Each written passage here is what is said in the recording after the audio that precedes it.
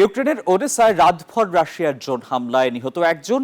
এর মধ্যেই ইউক্রেনের আরও অঞ্চল দখলে নেয়ার দাবি করেছে রুশ বাহিনী, যদিও কঠোর প্রতিরোধের হুমকি দিয়েছেন ভলোদিমির জেলেনস্কি।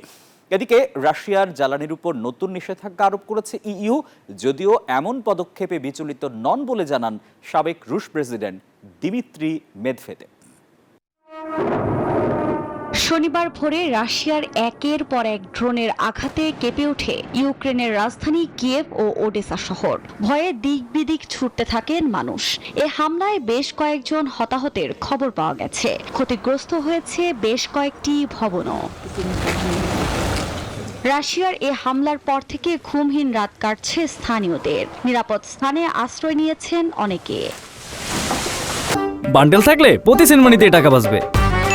বিকাশ সেনমানি বান্ডেল কিনে জিতুন প্রতি লেনদেনে।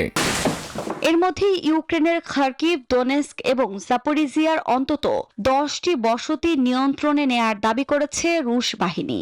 এ নিয়ে কোনো মন্তব্য না করলেও কঠোর প্রতিরোধের হুমকি দিয়েছেন ভলোদিমির জেলেনস্কি। সেই সঙ্গে যুদ্ধবিরতির আলোচনার গতি বাড়ানোর ওপরও জোর দেন তিনি। এদিকে রাশিয়ার উপর চাপ বাড়াতে জ্বালানি খাতে নতুন নিষেধাজ্ঞা আরোপ করেছে ইউরোপীয় ইউনিয়ন। নতুন নিষেধাজ্ঞার আওতায় প্রতি ব্যারেল অপরিশোধিত জ্বালানি তেলের মূল্য নির্ধারণ করা হয়েছে $47.6। ইউর এ শাস্তিমূলক পদক্ষেপ নিয়ে মুখ খুলেছেন সাবেক রুশ প্রেসিডেন্ট ও রাশিয়ান সিকিউরিটি কাউন্সিলের ডেপুটি চেয়ারম্যান দিমিত্রি মেদভেদেভ। এতে মোটেও বিচলিত নন জানিয়ে ইউক্রেনে হামলা অব্যাহত রাখার কথাও জানান তিনি। আফরিন মৌ, নিউজ 24।